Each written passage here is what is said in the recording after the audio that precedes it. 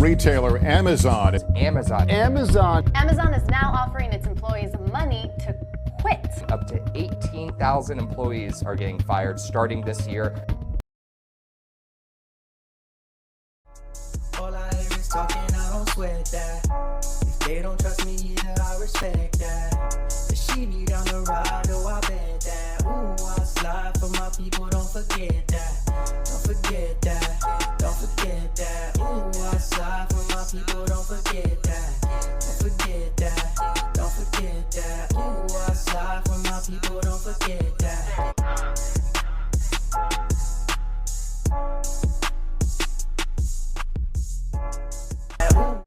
Good morning, good afternoon, good evening.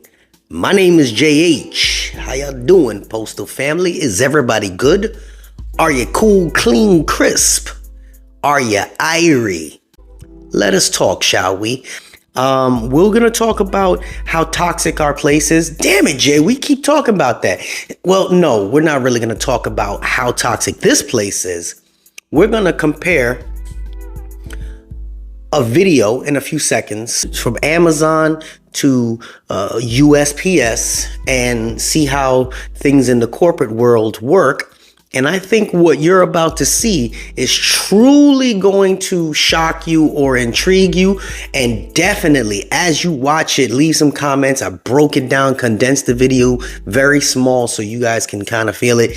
And after that, I'm going to read a couple comments because some people commented.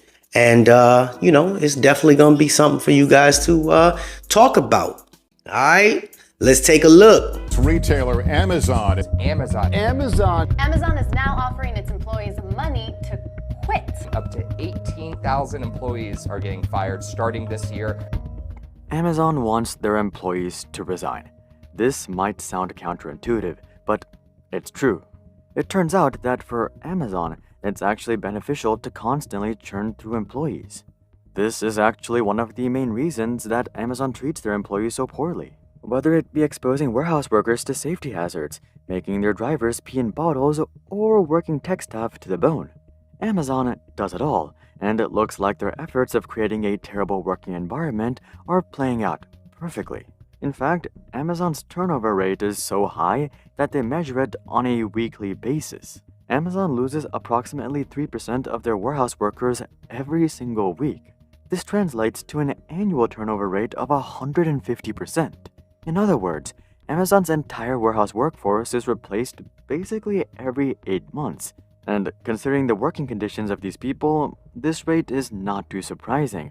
But why in the world would Amazon want their employees to resign? They likely spent thousands, if not tens of thousands of dollars on recruiting each and every one of their employees. And let's not forget all of the time and resources they spent on onboarding and training employees. So it doesn't really make sense to sign them on just for 2/3 of warehouse workers to leave in 90 days and their tech workers to leave in 2 years, right? Wrong. It turns out that constantly churning through employees is not only cheaper for Amazon, but substantially more productive. In fact, Jeff Bezos has gone as far as declaring that a tenured workforce is simply a march to mediocrity. As employees become more tenured, they tend to also become more comfortable and more lazy, or at least that's what Amazon thinks. So over the years, Amazon has perfected how to attract employees and push them away at the same time. Essentially, they want you to come in with the big dreams, work your ass off for 2 years, realize that no one recognizes your efforts, and then leave so that the next sucker can come in and do the exact same thing. They've basically mastered the art of running a cutthroat meat grinder. So here's the twisted economics of Amazon and the downright putrid tactics they use to screw over their employees. In terms of how Amazon pushes out blue-collar workers, it's not really rocket science. They basically create a high-pressure, high-stress environment with lofty targets and no downtime. But the way they handle their tech workers is a lot more interesting. As you know, tech workers demand a pretty lofty salary, so Amazon has to employ some pretty clever, yet disgusting strategies. Likely the most notable of these strategies is screwing over their employees with wonky vesting periods. In the end, the reason Amazon wants their employees to resign simply comes down to productivity and financials. They believe that the most productive employees are the ones that have just joined or have something to prove. So they structure all of their compensation plans and corporate performance policies around milking out these first few years of productivity for as cheap as possible. Everything from their compensation policy and vesting schedule to their performance improvement plans and work culture is all designed to get engineers to join, but not stay for long. By this point, most engineers are well aware of the harsh reality of Amazon. But Amazon is able to leverage the reputation of AWS to continue recruiting engineers. On the warehouse side of things, though, they're up for a massive challenge not too long from now. But only time will tell how they handle this situation, and that's why Amazon wants their employees to resign. Man, what do you guys think? I mean, everybody spoke and swore by Amazon, and that's the true behind the scenes. If I had the skill to put a video together like that and share that type of information, I'd probably be rich. Nonetheless, you guys give me your opinion about that and see how that would compare to us. Let's talk about what you guys wrote. And again, I want to share some comments because some of these comments people don't read. All right, so I did a video the other day about the unions and all this other stuff, and I wanted to read this comment. You guys take the information for what it's worth. Individual rights, I agree with you. Plot twist. Can the issue be both, though? As I was saying that we are management as well. Can the toxic work environment be from within and from the company itself? Your example of toxic person being promoted is great, but the system is the one promoting and allowing and encouraging toxic people to be promoted. The system that is post office is what's allowing this toxicity in the first place. I think it's a mixed bag, honestly. It's tough to really pinpoint because has the post office always been this way? If so, why are we speaking about it now? Is it because everyone else is crying abuse and now we are too? To some degree, the work ethic of this culture, this upcoming age is shaping our thinking, which is something to consider. Don't get me wrong, I think toxicity and workplace abuse exists at the post office. I think it also exists everywhere else too, as you just saw in that video. We have to just ask ourselves, to what degree should we tolerate? And where is the line? Where is enough?